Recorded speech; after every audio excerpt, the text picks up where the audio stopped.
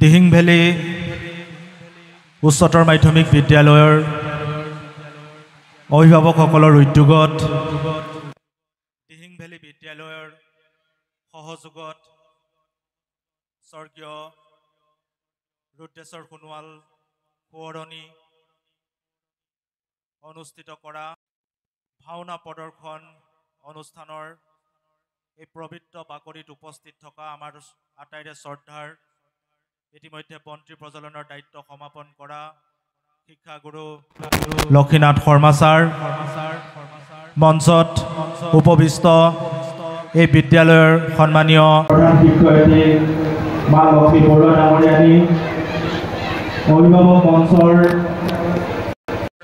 সভাপতি সম্পাদক প্ৰমুখ্যে বিষয়ববীয়া কৰ্মকৰ্তাসকল আৰু শ্ৰদ্ধাৰ অভিভাৱকসকল, এই মঞ্চত উপবিষ্ট পলি গগৈ বাইদেউ, দেৱজ্যোতি গগৈ ডাঙৰীয়া, ৰন্তু তামুলী ডাঙৰীয়া, অনুষ্ঠানটোৰ ৰাত ধৰি থকা শ্ৰদ্ধাৰ দীপক গগৈ ডাঙৰীয়া, সীমান্ত হাজৰিকা ডাঙৰীয়া, মঞ্চৰ সন্মুখত আসন গ্ৰহণ কৰি থকা ৰাজীৱ সিংহ বৰা ডাঙৰীয়াকে প্ৰমুখ্য কৰি ইয়াত উপস্থিত থকা শ্ৰদ্ধাৰ ৰাইজ, আজিৰ এই অনুষ্ঠানটোৰ প্ৰাকখনত মাংগলিক কাৰ্য সমাপন কৰা শ্ৰদ্ধাৰ ভকত বৈষ্ণৱবৃন্দ, দোহাৰ পৰিৱেশন কৰিবলগীয়া দোহাৰসকল, এই নাটৰ সন্মানীয় পৰিচালক, ভাৱৰীয়াসকল, ইয়াত উপস্থিত থকা কণ কণ ছাত্ৰ ছাত্ৰীসকল, আমি আটাইলৈ এই পবিত্ৰ বাকৰিৰ পৰা ইয়াত উপস্থিত থকা সকলোৰে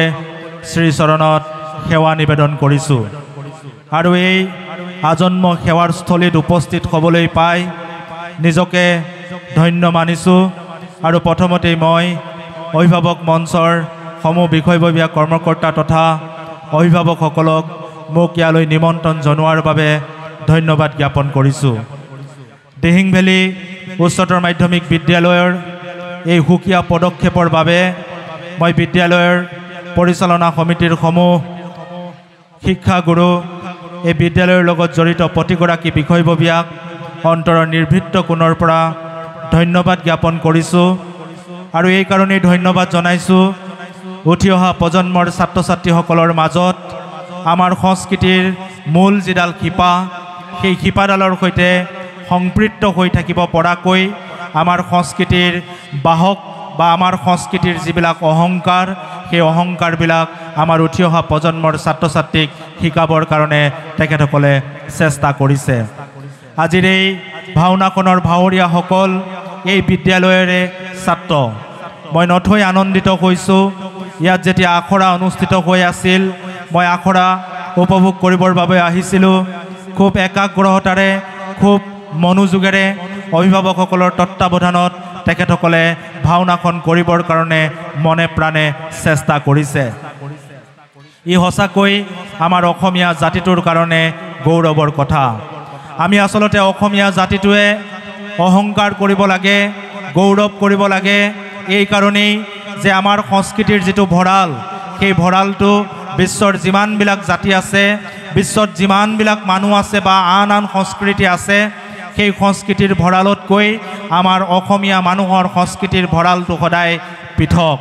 আৰু আমি অসমীয়া হিচাপে এই কাৰণেই গৌৰৱ কৰিব লাগে যে আমাৰ অসমীয়া মানুহৰ মাজত এনেকুৱা এজন অসমীয়া মানুহ আছিল, যিজন অসমীয়া মানুহে সমগ্ৰ বিশ্বত কঁপনি তোলাবৰ কাৰণে সক্ষম হৈছিল, যিজনে আধ্যাত্মিক ভাৱ উঠি অহা প্ৰজন্মৰ মাজত বিলাই দিবৰ কাৰণে নিজেই তেখেতে ভাষা তৈয়াৰ কৰিছিল, যাক আমি ব্ৰজাৱলী ভাষা বুলি কওঁ।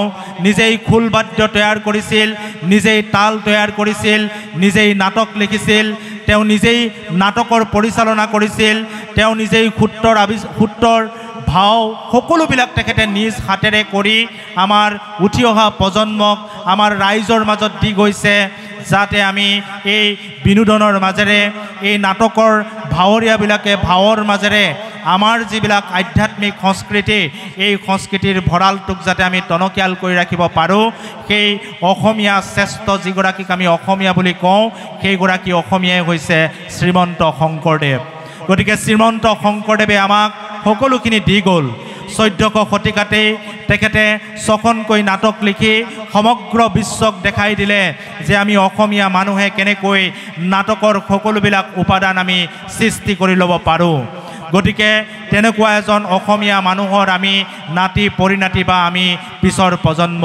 গতিকে এই প্ৰজন্মটোৰ বা আমাৰ প্ৰজন্মটোৰ দায়িত্ব হৈছে আমি যাতে এই সংস্কৃতিৰ শিপাডালক আমি খামুচি ধৰি ৰাখিব পাৰোঁ। আজি আমি বহুতে ভাবোঁ যে ইয়াত যিসকল ছাত্ৰ ছাত্ৰীয়ে কোনোবাই খোল শিকিবলৈ বিচাৰিছে, কোনোবাই ভাওনা কৰিবলৈ বিচাৰিছে, কোনোবাই তাল বজাবলৈ শিকিব বিচাৰিছে, কোনোবাই সূত্ৰ নাচিবলৈ শিকিব বিচাৰিছে, আকৌ আন কোনোবাই গীটাৰ বজাবলৈ শিকে বা পশ্চিমীয়া সংস্কৃতিৰ বিভিন্ন নৃত্য কৰিবলৈ শিকে।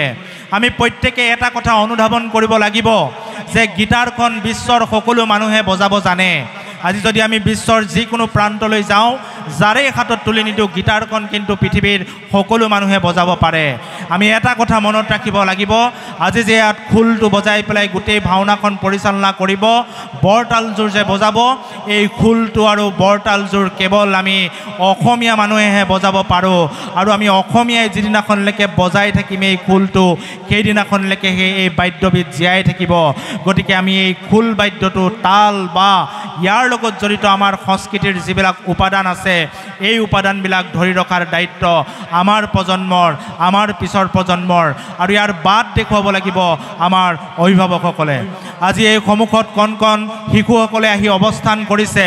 হয়তো ইয়াত চলি থকা ভাওনাখন তেখেতসকলে হৃদয়ৰ পৰা অনুগম কৰিব নোৱাৰিব পাৰে, কিন্তু ইয়ালৈ যে আহিছে, অহাৰ পিছত যেতিয়া ইয়াত ইন্দ্ৰ ওলাব, বিষ্ণু ওলাব, গোটেই নাটকৰ যুদ্ধ হ'ব, ইয়াত যেতিয়া খোল বাদ্য বজাব, অন্ততঃ এই শিশুজনে গৈ নিজৰ মাকক ঘৰত প্ৰশ্ন কৰিব যে প্ৰথমে ওলোৱা দেৱতাজন কোন আছিল বা প্ৰথমতে ওলোৱা ভগৱানজন কোন আছিল, মা বা দেউতা, তাত যে বজাইছিল বাদ্যটো কি আছিল।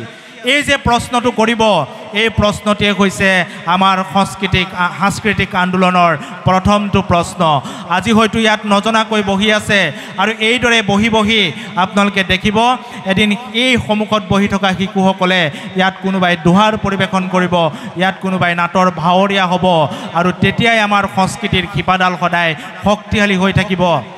আৰু এই শক্তিশালী কৰিবৰ কাৰণে, শিপাডাল জীয়াই ৰাখিবৰ কাৰণে দিহিং ভেলী উচ্চতৰ মাধ্যমিক বিদ্যালয়ৰ যি পদক্ষেপ, সেই পদক্ষেপ সঁচাকৈ শলাগিবলগীয়া। গতিকে মই ইয়াত উপস্থিত থকা দৰ্শকৰ পৰা দিহিং ভেলী উচ্চতৰ মাধ্যমিক বিদ্যালয় আৰু ইয়াৰ অভিভাৱকসকলৰ কাৰণে জোৰেৰে এটা অন্ততঃ হাত চাপৰি মই আপোনালোকৰ পৰা কামনা কৰিছোঁ। ধন্যবাদ। আৰু পুনৰবাৰ আপোনালোকৰ শ্ৰীচৰণত সেৱা নিবেদন কৰি আজিৰ ইয়াত মঞ্চস্থ হ'বলগীয়া নিসিংহ অৱতাৰ নামৰ ভাওনাখনৰ শুভ উদ্বোধন হ'ল বুলি ঘোষণা কৰি মই মোৰ বক্তব্য সামৰণি মাৰিছোঁ। ধন্যবাদ।